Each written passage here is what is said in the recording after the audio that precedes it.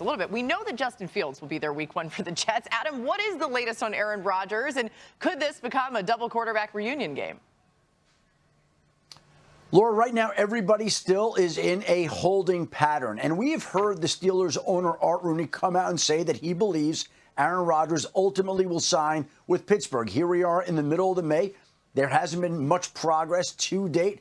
I would think that next month, the Pittsburgh Steelers have a mandatory minicamp. It would be logical to think that if Aaron Rodgers is going to come back and play this season, and most people still believe he will, despite the fact that he's been non-committal so far, that the logical time to do that would be before the Steelers' mandatory minicamp, which I believe is June 10th to the 12th. Hard to skip a mandatory minicamp and then decide to just show up right before training camp, step in, new teammates, new offense, new coaches, new city, new home, new everything, and think that you could just pick up and start going at that point in time. So if he's going to sign with Pittsburgh, I think we're a few weeks away from it potentially happening, and that would be the logical time. And if it does happen, the schedule's all set up for him to go up against all his former teams, including the New York Jets in week 1. Yeah, RC, I think this game's interesting, even if it doesn't happen, that for whatever reason Aaron Rodgers doesn't become a Steeler. What are you looking out for in this matchup with the Jets and Steelers? Well, what I will be looking out for as a father is hopefully Jordan makes the team, and then his first game ever as a New York Jet in the league could be against my former team. I think that would be extremely cool, and I might get the opportunity to be there. But I also want to look at what Aaron Glenn and how Aaron Glenn puts his imprint on the New York Jets. When we think about the Pittsburgh Steelers, they're synonymous with Mike Tomlin, synonymous with what we think of him as a leader, with what we think of him as a head coach. The Jets have not had that in their building since Rex Ryan was let go. Can Aaron Glenn be a guy that comes back and instills pride into this locker room, a guy that instills hustle into this locker room, aggressiveness, physicality, and can they finally find their quarterback of the future in Justin Fields? I know what the Pittsburgh Steelers will be without Aaron Rodgers. What we don't know is who we'll get from the New York Jets, and that'll be our first opportunity to see it. Yeah, the Jets defense, Ryan, I think you would agree, felt like they were playing below their talent level last year. So can Aaron Glenn come in and get them playing back to it and beyond? I think I'm optimistic about. I have a lot of questions about the offense, though, which is not his side of the ball. You got first-time offensive coordinator, Tanner Engstrand. He's coming from Detroit. So we know what the Lions offense looked like. Under center, play action. They had a quarterback in Jared Goff whose bread and butter was shot plays, play action, middle of the field. Does Justin Fields fit into that? Conversely, Tanner Engstrand and the Lions, a quarterback run was not on the menu in Detroit. Can he build a robust quarterback run game around Justin Fields? This is a ascending offensive line with good backs and a very dynamic running quarterback. They should have a good run game, and that could actually challenge Pittsburgh early on because that's something that they struggled at, particularly at the end of the season, stopping the run. Right, Mina, if you look at the Pittsburgh Steelers, especially interior, they understood that defensively. I believe that's why they went defensive tackle to start this draft at number 21. But if you're the New York Jets, it's about understanding you can't bring Detroit to New York. You have to understand that your quarterback has an entirely different skill set than Jared Goff. And so to me, it is going to be to use this running game, to use this physicality up front, but to combine that with the quarterback run. And to me, that's how they get into their play action shot game, which will differ from what we saw with David Montgomery, Jahmyr Gibbs, and the Detroit Lions under Ben Johnson. Yeah, it's going to be some tough sledding either way for the Jets early on. They face the Steelers, Bills, and Bucks in their first 3 games in 2025. All 3 of those teams made the playoffs last year. Now, Fields versus the Steelers isn't the only notable reunion game this year. Ben Johnson facing his former team twice with the Bears this year. Mike Vrabel heads to Tennessee in Week 7. Adam pointed out last night he'll act like it's no big deal, but still. And the Seahawks have a couple of guys playing their former teams. Cooper Kupp gets the Rams in Week 11 and 16. Sam Darnold gets the Vikings in Week 13. Mina, any of those reunion games pique your interest?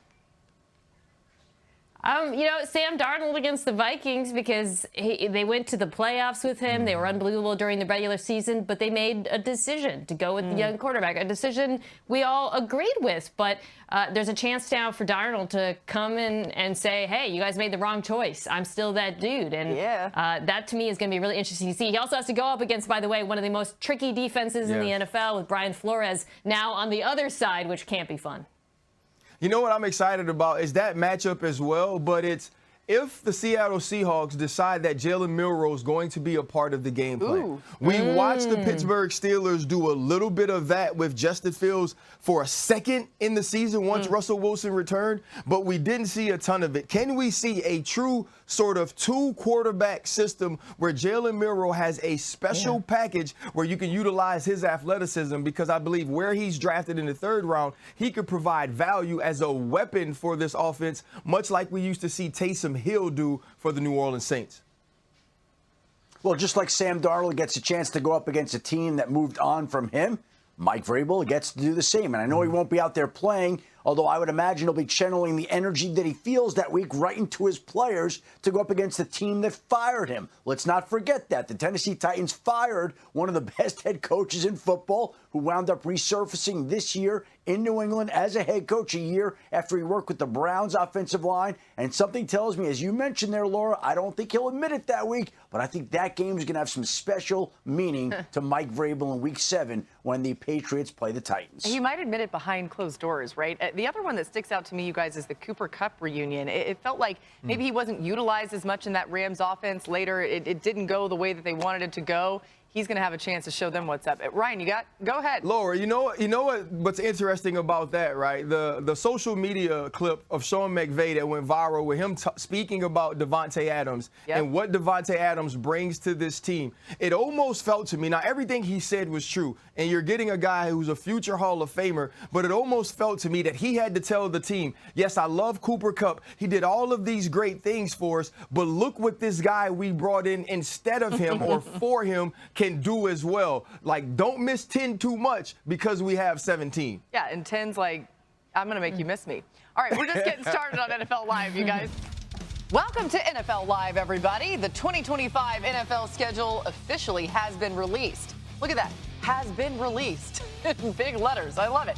It comes out swinging early. Some heavy hitter matchups. The defending champs are hosting the Cowboys. The Chiefs headed to Brazil, taking on the Chargers, and so much more. We're glad you're with us today. We got Mina Kimes, Ryan Clark, Adam Schefter along for the ride. There's a lot to get to, you guys. So let's talk about the games that we're most excited. Mina, kick us off. What stuck out to you?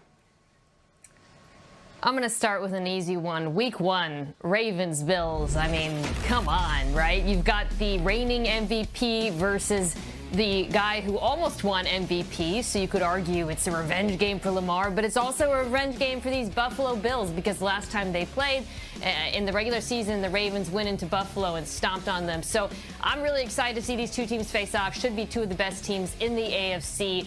A test immediately for both squads ahead of the season.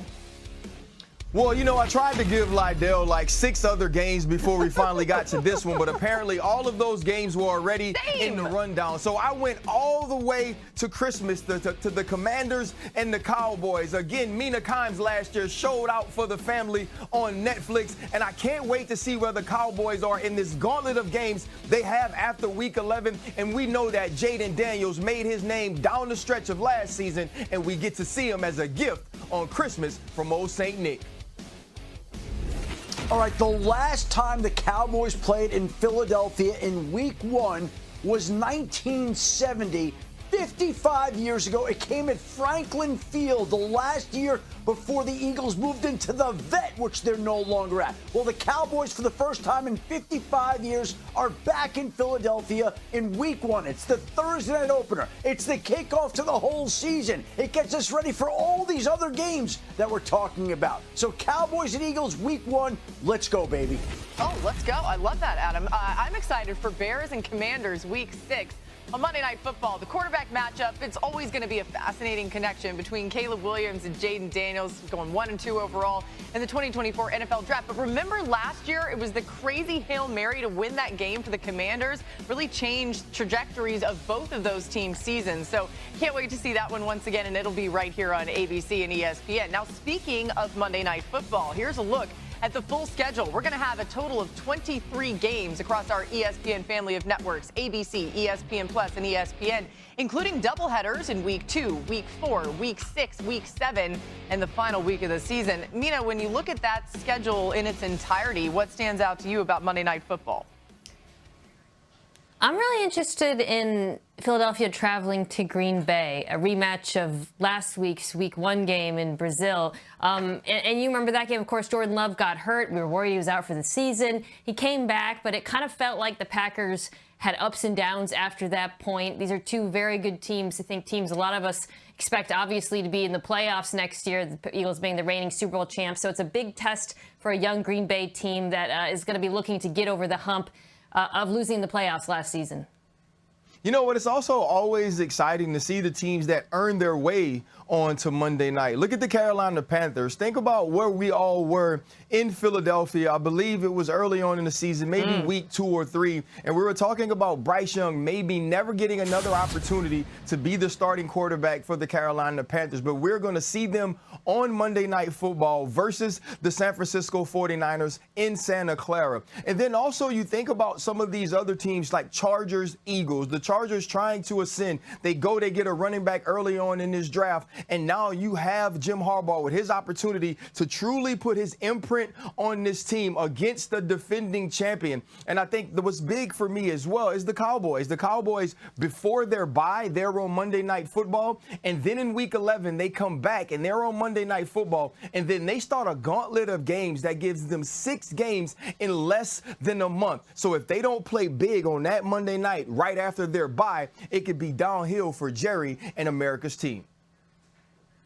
And we're going to see some teams on Monday night that we don't ordinarily see. You mentioned the Carolina Panthers, the Jacksonville Jaguars on Monday Night Football, and clearly the league believes in the Atlanta Falcons this year because they're scheduled for 2 home games on Monday Night Football, 5 primetime games in all. So the Falcons liked Michael Penix at number 8 in last year's draft, and so did the NFL.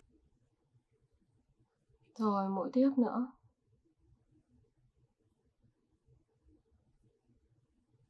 Đổ thêm len nhé.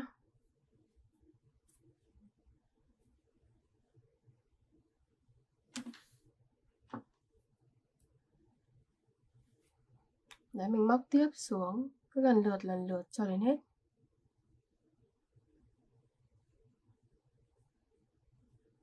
Mũi tiếp theo.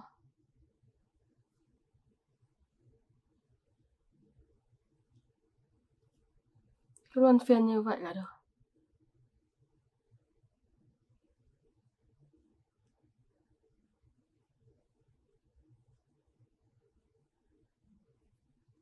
Đấy, mình móc xuống tiếp nha.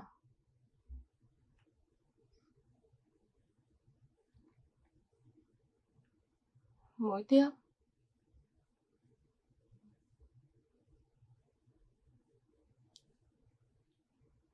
Mũi nữa này.